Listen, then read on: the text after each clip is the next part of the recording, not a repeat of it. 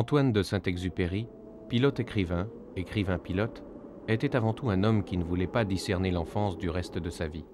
Il écrivait « Je suis de mon enfance comme d'un pays ». Mais quel était ce pays?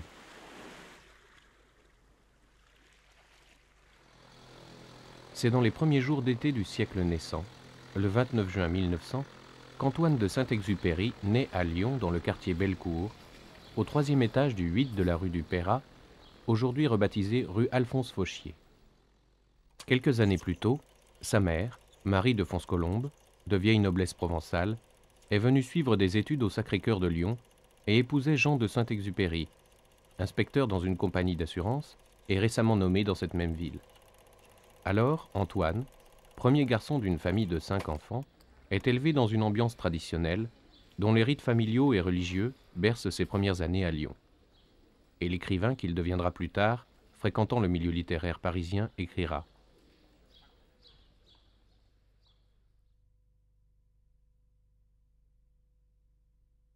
Certains disent que Lyon est une ville de province, la capitale même de la province française.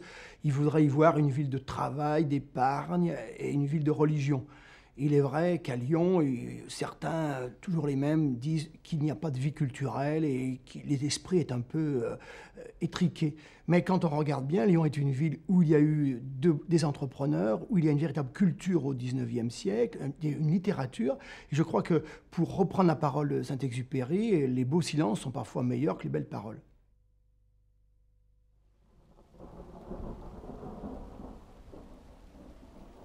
Mais le calme de cette vie lyonnaise est noirci par la mort du père. 4 ans après la naissance d'Antoine, sa mère se retrouve sans ressources avec 5 enfants. Cette petite troupe peut alors compter sur la générosité de la tante Gabrielle de Tricot, qui habite au 1 de la place Bellecour et possède une belle propriété à 30 km de Lyon.